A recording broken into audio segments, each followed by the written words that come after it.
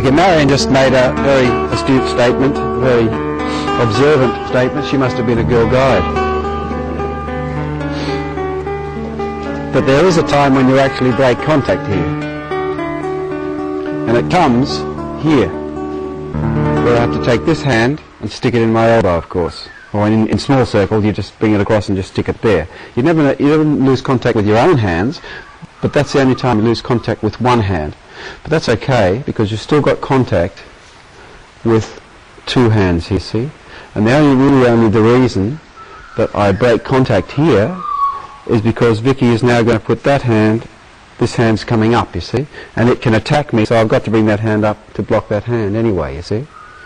But I've still got contact with two hands, so I can see what she's doing. The only time, the biggest no-no in breaking contact would be, for instance, if I had only contact with that hand and I let this hand go or something, and then I don't know what that hand's doing. See, I can't feel it. I can see it, but there's a lag in seeing and doing.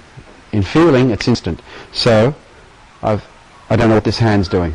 See? So that's the only time when you should never ever break contact that sort of way. Now it's okay. It's okay. You wouldn't break contact this, of course. But keep in mind that when you do break contact, it's just and then it's just for a split second, you see. It's just for a split second. Watch.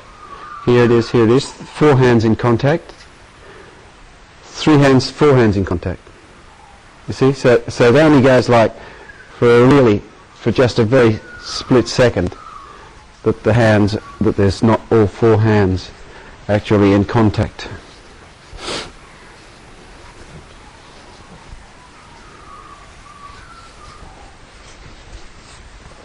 We're going to start on some of the techniques that we use from pushing hands. And yeah, just be careful that there's no leaning forward. Don't lean your dead meat on me, as Yang Ching Fu used to say.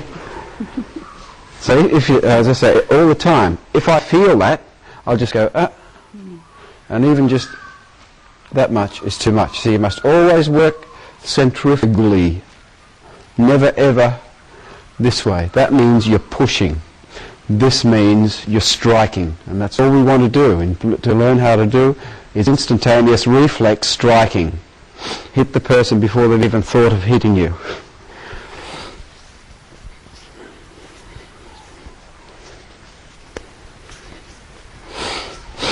Now, most people like to play the game of techniques as such, because most people, no matter how many times I say it, it always gets down to a competition between two people to see how good people are, but it should never ever get to that.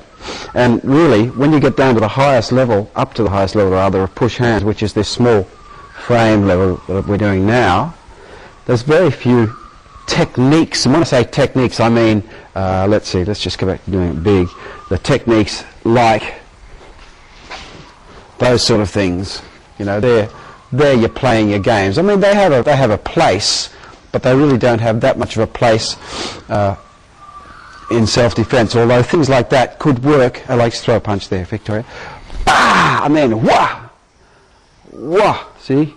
They could work like that. So you're actually learning how to do something there, those sort of techniques.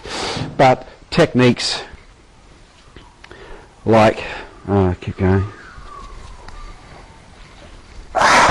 They have no place in your push hands training. They should have no place. But when you get down to small circles, see, look, it's going to be, see, I couldn't get that particular technique I used then. I could never get it on in small circle because she's already got my it's gone, see? As soon as my hand comes down here, she's going to strike, see? Because remember, anything away from the norm, hit the person. Anything away from the norm. So if there is any competition at all, it's the fact that you're striving to get there before your partner has registered that you're actually doing something to your partner. So it might be that. Montaigue graphically, see? So it gets to the point, as I've mentioned before, where you get so sensitive that even that, your partner's already registered it. So you have to get to the point when you're attacking someone or doing a technique that you might be doing. You don't even think about it. You just let it happen. Let your body get into the habit of letting your body think for you. And in that way, your reflex actions in self-defense will just be automatic. You don't have to think of, here's a punch here, oh, what'll I do now? Oh, I'll hit the person, you see? It'll just be a natural thing. Boom, hit the person. You don't even have to think about doing it because your body has already thought about doing the action for you. That's what we're learning in push hands, is to let the